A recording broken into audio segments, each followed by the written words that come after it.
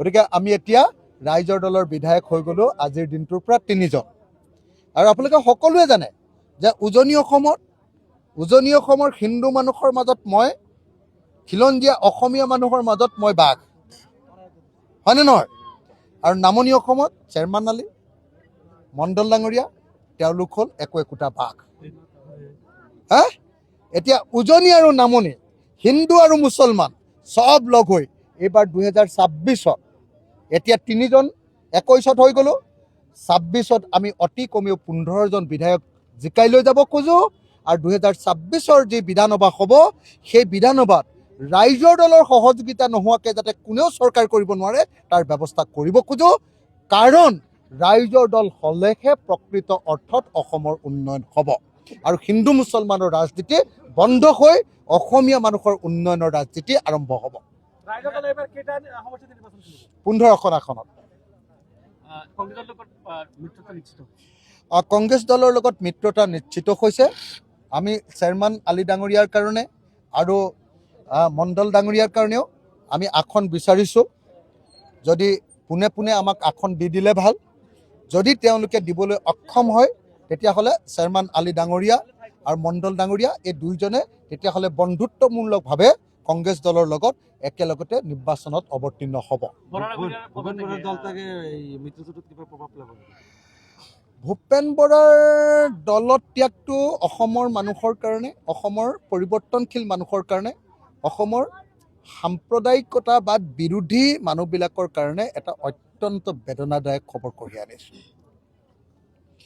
ভূপেন বৰা ডাঙৰীয়া মোৰ বন্ধু আৰু মোৰ অভিভাৱকৰ নিচিনা।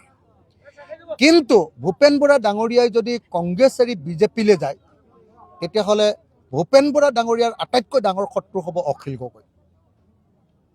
এইটো মই আপোনালোকক কৈ থলোঁ।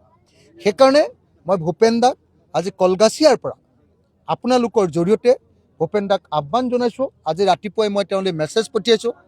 তেওঁ ৰাতিপুৱা মোলৈ এটা মেছেজ পঠিয়াইছে, you are my best friend forever বুলি। You are my best friend forever. আপুনিয়ে মোৰ গোটেই জীৱনৰ আটাইতকৈ ডাঙৰ ভাল বন্ধু। মই তেখেতলৈ পঠিয়াইছোঁ যে মই আপোনাক বহুত ভাল পাওঁ, কিন্তু আপুনি কোনোপধ্যে বিজেপিলৈ নাযাব। দৰকাৰ হ'লে আমি বিৰোধী দলৰ আপোনালোকক গোটেই বিৰোধী দলবিলাকৰ আপোনাক নেতা পাতিম, দৰকাৰ হ'লে ৰাইজৰ দলৰ সভাপতি পাতিম, কিন্তু আপুনি যদি বিজেপিলৈ যায় তেতিয়াহ'লে আপোনাৰ লগত মোৰ কোনো সম্পৰ্ক নাথাকিব। এই কথা মই ইতিমধ্যে তেওঁক জনাই দিছোঁ।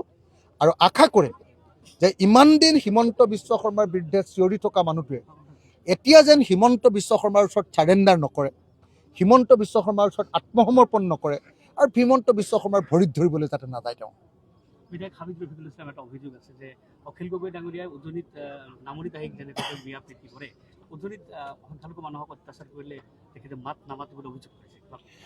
ময়ে অসমৰ একমাত্ৰ বিধায়ক যি বিধানসভাৰ ভিতৰত, বিধানসভাৰ বাহিৰত, শিৱসাগৰ সমষ্টিত, যোৰহাটত, উজনি অসমত, গুৱাহাটীত, নামনি অসমত, কলগাছিয়া, ধুবুৰীত, বৰাক উপত্যকাত, কাৰ্বি আংলঙত সকলোতে সদায় হিন্দু আৰু মুছলমান একেলগে থাকিব লাগে বুলি কওঁ।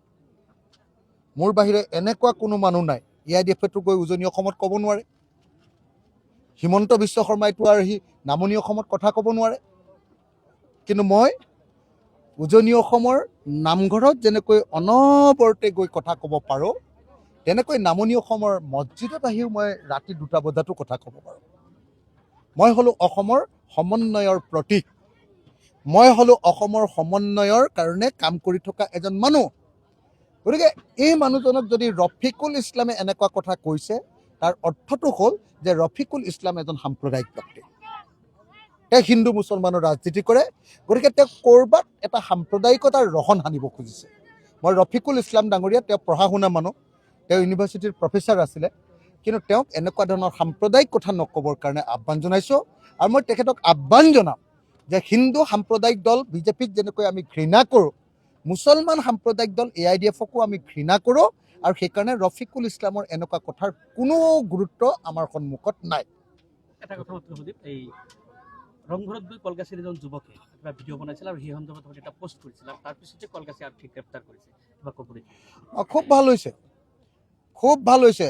মই যেতিয়া আপোনাৰ কি কয় আপোনাৰ শৃংখল চলিখাই যেতিয়া সংখ্যালঘু মানুহক অত্যাচাৰ কৰিছিলে, তাৰ পাছত যেতিয়া নাজিৰাৰ কি কয় যোৱাবাৰৰ MLA উঠিছিলে আৰু বিজেপিৰ জিলা সভাপতি কি নাম তেওঁ ময়ূৰ বৰগোহাঁই যেতিয়া সংখ্যালঘু সম্প্ৰদায়ৰ মানুহক মাৰপিট কৰাইছিলে, তেতিয়া একমাত্ৰ ময়ে মানুহ যে এওঁলোকক গ্ৰেপ্তাৰ কৰিব লাগে বুলি কৈছিল, বিধানসভাত কৈছিলোঁ। ময়ূৰ গোহাঁইকো ধৰিব লাগে বুলি কৈছিলোঁ আৰু শৃংখল চলিহাকো মই আঙুলি টুৱাই সকীয়াই দিছিলোঁ যে তুমি এনেকুৱা সাম্প্ৰদায়িক কাম নকৰিবা, হিন্দু মুছলমান মিলি থাকিবা, তুমি এনেকুৱা চৰকাৰৰ পক্ষত কথা নকবা। গতিকে মই আপোনালোকক এটাই কথা কওঁ, যদি কোনোবাই ৰংঘৰত গৈ হিন্দু মুছলমানৰ কথা কয়, কোনোবাই কাৰোবাক ধমকি দিয়ে, এইটো নামানো। মই সেইটো ৰংঘৰত থাকিলেও কম, শিৱসাগৰতো কৈছোঁ, আপোনালোকৰ ইয়াতো কৈছোঁ। মই শৃংখল চলিহা বা ময়ূৰ বৰগোহাঁইৰ বিৰুদ্ধে বিধানসভাৰ ভিতৰতো কওঁ, বাহিৰতো কওঁ। তাৰ কাৰণে মোৰ ভয় নাই। তাৰ কাৰণে মই দৃঢ়তাৰে কওঁ যে অসমত হিমন্ত বিশ্ব শৰ্মাই কিছুমান মানুহক পুহি ৰাখিছে হিন্দু মুছলমানৰ কাজিয়া লগাবৰ কাৰণে, সেইটো ময়ূৰ বৰগোহাঁই। এই কথাটো কোনোবাই মই ক'বলৈ সাহস কৰোঁ, বেলেগে ভয় কৰে। আৰু যদি কোনোবাই ইয়াৰ পৰা গৈ ৰংঘৰত তেনেকুৱা কথা কয়, তেওঁকো মই গ্ৰেপ্তাৰ কৰিবলৈকে কওঁ। প্ৰথম কথা, মন্দিয়াৰ টিকেটটো আমি বিচাৰিছোঁ আৰু যদি পাওঁ তেতিয়াহ'লেতো আমি চাগে 95% মান ভোট পাই যাম, হয়নে? যদি আমি অকল AIDFৰ লগত খেলোঁ তেতিয়াহ'লেতো ৰফিকুল ইছলাম ডাঙৰীয়াই কেৱল 5% মান ভোটে পাব। কিন্তু যদিহে কংগ্ৰেছো খেলে, ৰফিকুল ইছলামো খেলে, তেওঁলোক দুইজনে লগ লাগি 20%ৰ পৰা 30% ভোট পাব। আৰু মই একদম বিশ্বাস আছে যে চেয়াৰমান আলী ডাঙৰীয়া তেখেতে সংখ্যালঘু ৰাইজৰ কাৰণে দীৰ্ঘদিন ধৰি মাত মাতি আছে আৰু নিজৰ বাঘবৰ সমষ্টিটো বনাই পেলাইছে পুৰা উন্নয়নেৰে। গতিকে চেয়াৰমান আলী ডাঙৰীয়াক এই অঞ্চলৰ মানুহে 70ৰ পৰা 80% ভোট দি এইবাৰ 2026ত ৰাইজৰ দলৰ বিধায়ক ৰূপে জয়ী কৰাব। এতিয়া চেয়াৰমান দাই ক'ব।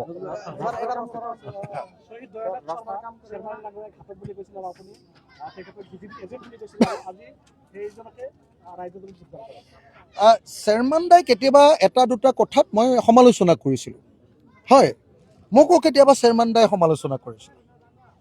কিন্তু আপুনিও কেতিয়াবা কিবা কথা ক'লে মই সমালোচনা কৰিব পাৰোঁ, কিন্তু আপোনাৰ লগত মোৰ বন্ধুত্বও থাকিব পাৰে। গতিকে চেয়াৰমান দাই যদি কেতিয়াবা কিবা নক'বলগীয়া কথা কৈছিলে তাক মই সমালোচনা কৰিছিলোঁ। মই যদি কেতিয়াবা নক'বলগীয়া কথা কৈছিলোঁ তেতিয়াহ'লে চেয়াৰমান দাই সমালোচনা কৰিছিলে। এইটো মানুহৰ মাজত এই যিটো মানে আত্মসংশোধনৰ যিটো প্ৰক্ৰিয়া, এইটো ভাল মানুহ হোৱাৰ লক্ষণ। আপোনালোকে নিজে দেখিছে যে চেয়াৰমান দাই এতিয়া অসমত যি সুন্দৰভাৱে এতিয়া আগবাঢ়ি গৈছে।